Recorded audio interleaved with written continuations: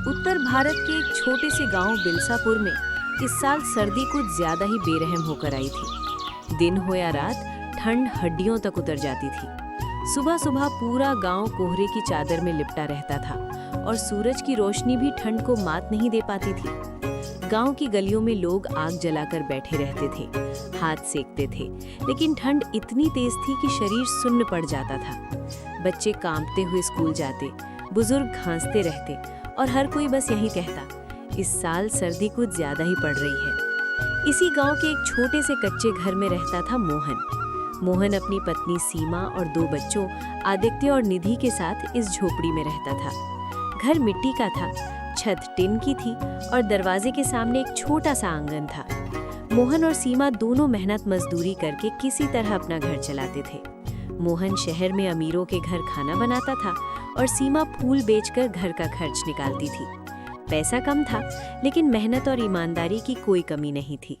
मोहन की झोपड़ी के अंदर एक छोटी सी आग जल रही थी। आग की हल्की लपटें दीवारों पर सपनों जैसी परछाइयां बना रही थीं। चारों लोग उस आग के चारों ओर बैठे थे, मानो वही आग उनकी उम्मीद हो।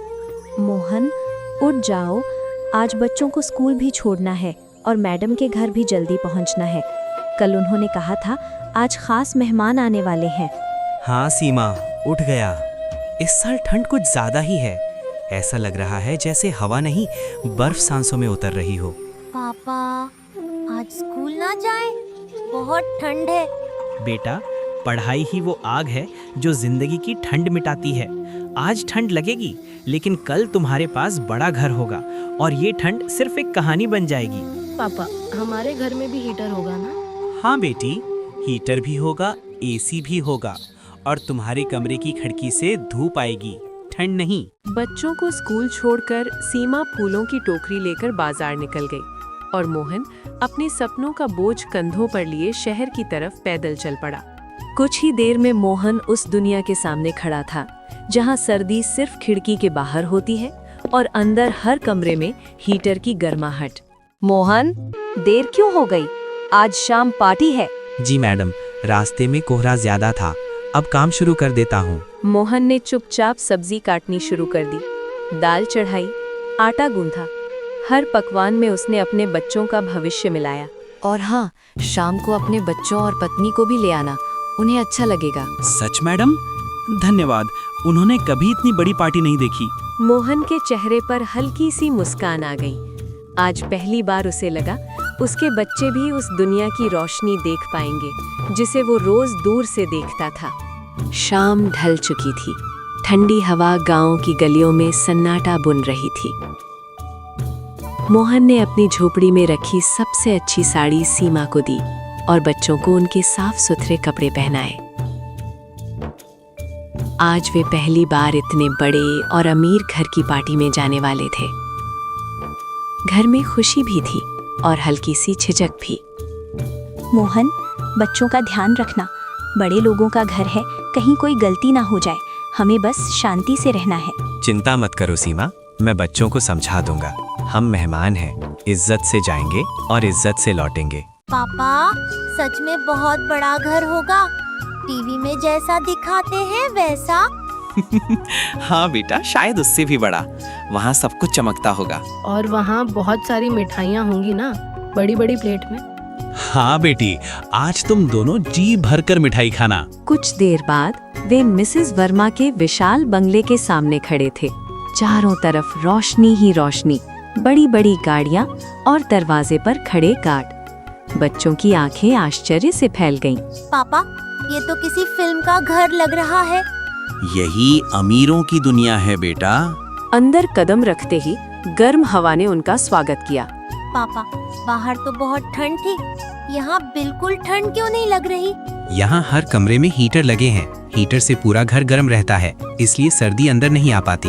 पापा, हमारे घर में भी कभी हीटर लगेगा ना, तब हमें भी ठंड नहीं लगेगी। हाँ बेटी, अभी नहीं, लेकिन एक दिन जरूर लगेगा। पापा मेहनत करेंगे और तुम्हें ठंड में कभी नहीं कांपने देंगे। बच्चों की आंखों में सपने थे और मोहन की आंखों में जिम्मेदारी। अंदर संगीत बज रहा था, लोग महंगे कपड़ों में सजे थे और खाने की लंबी कतारें लगी थी। मोहन के हाथ का बना खाना मेहमान बड़े चाव से खा रहे थे। वर्मा जी, आपका बावर्ची तो कमाल का है। खाना एकदम होटल जैसा स्वाद दे रहा है। हाँ, मेरा नौकर मेहनती है, इसीलिए सब खुश रहते हैं। मोहन ने सब सुना पर कुछ नहीं कहा। उसके चेहरे पर संतोष था। उसके हुनर की तारीफ हो रही थी। भैया, अगर हम यहाँ रहते तो कितना अच्छा होता, ना ठंड ना अंधेरा। हाँ, और पापा को इतनी मेहनत भी नहीं करनी पड़ती। पापा बोले हैं ना, एक दिन हमारे घर में भी हीटर आएगा। हाँ, पापा जो कहते हैं वो करते जरूर हैं। उन छोटे छोटे सपनों ने मोहन के दिल में एक आग जला दी थी। सर्दी बाहर थी, लेकिन उसके अंदर अब उम्मीद की गर्मी थी। एक दिन उसके घर में भी हीटर जलेगा और उसके बच्चों को ठंड में कांपना नहीं पड़ेगा। अगली सुबह बिलसापुर की ठंडी हवा पहले जैसी ही चुभ रही थी।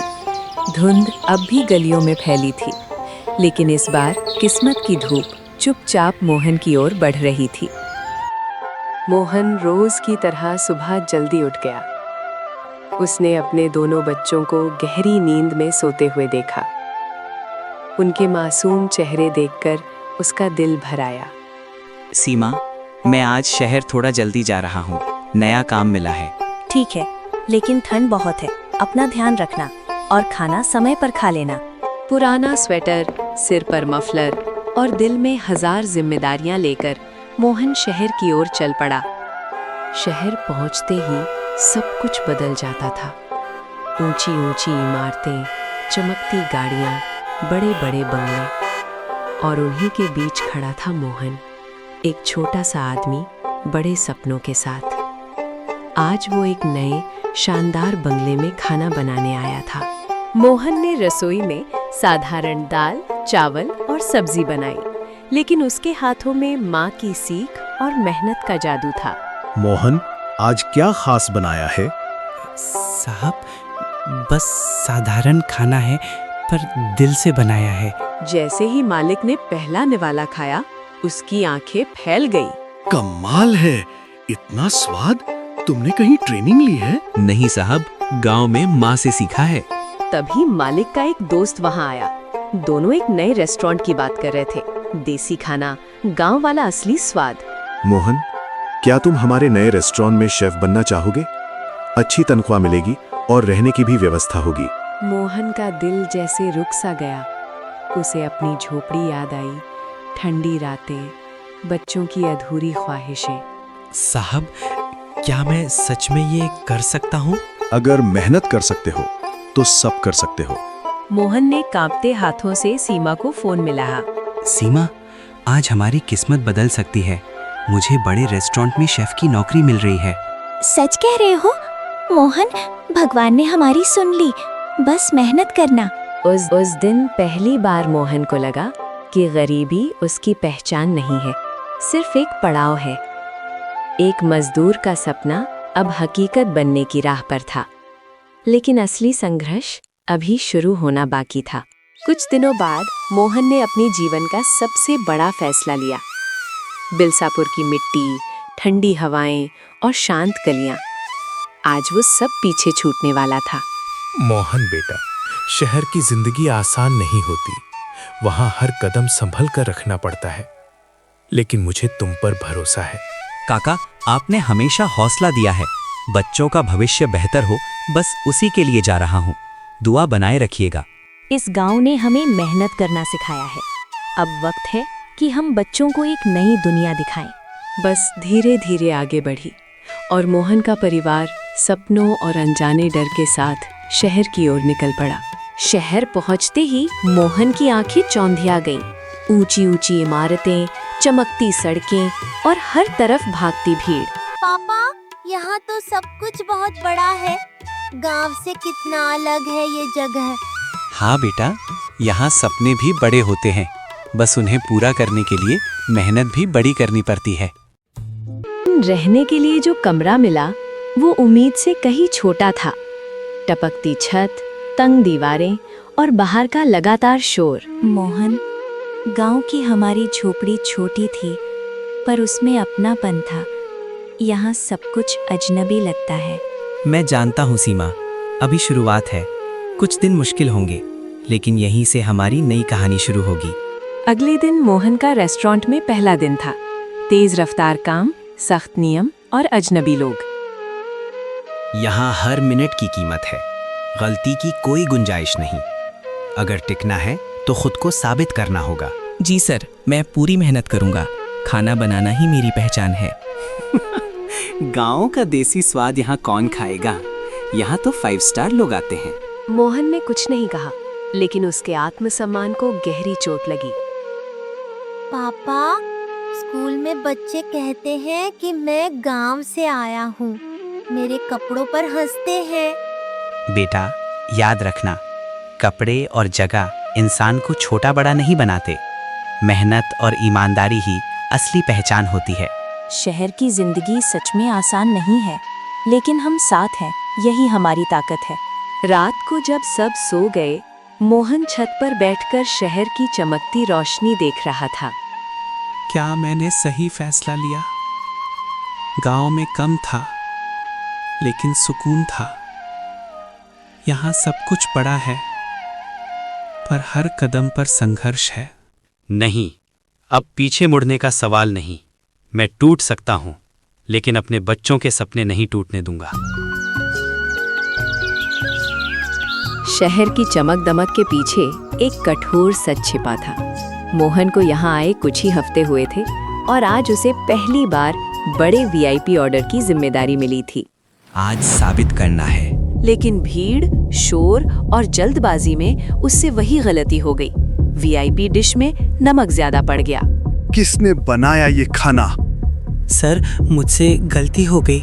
ये 5 स्टार होटल है, गांव का ढाबा नहीं। तुम जैसे लोग हमारी इज्जत खराब कर देते हो।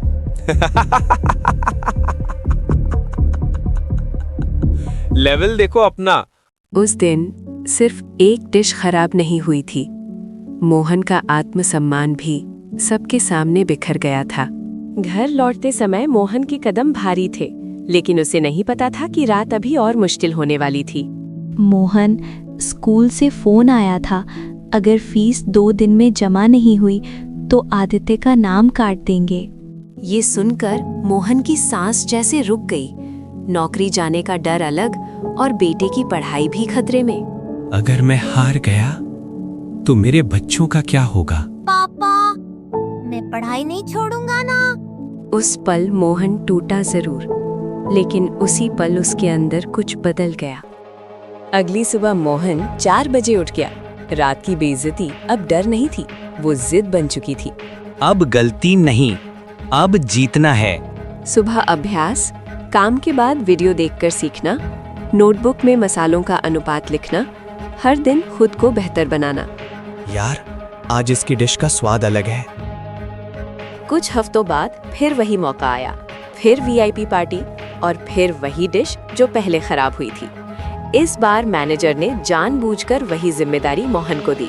याद है पिछली बार क्या हुआ था? हाँ सर, इसलिए इस बार गलती नहीं होती। डिश तैयार हुई, प्लेटिंग परफेक्ट, नमक संतुलित। डिश अंदर गई, कुछ पल का सन्नाटा, फिर मालिक खुद बाहर आए। Who made this? सबकी नजरें मोहन पर। आउटस्टैंडिंग, बिल्कुल परफेक्ट। आज से तुम सीनियर शेफ हो। जिस जगह वो अपमानित हुआ था, उसी जगह उसे सम्मान मिला। दूसरा शेफ चुप था। मैनेजर की आवाज धीमी पड़ चुकी थी। मोहन घर लौटा, जेब में बढ़ी हुई तनख्वाह और दिल में सुकून। सीमा, आदित्य की फीस भर जाएगी। और हीटर भी आएगा। हाँ, अब ठंड हमसे नहीं जीतेगी। जिस इंसान को गांव वाला कहकर छोटा समझा गया, उसी ने साबित कर दिया, इंसान की पहचान उसके कपड़ों से नहीं, उसकी मेहनत से होती है। अपमान उसे तोड़ नहीं पाया, क्योंकि उसने अपमान को अपनी ताकत बना लिया। और उस रात हीटर की गर्मी से ज्यादा मोहन के आत्मसम्मान की गर्मी घर में फैल चुकी थी।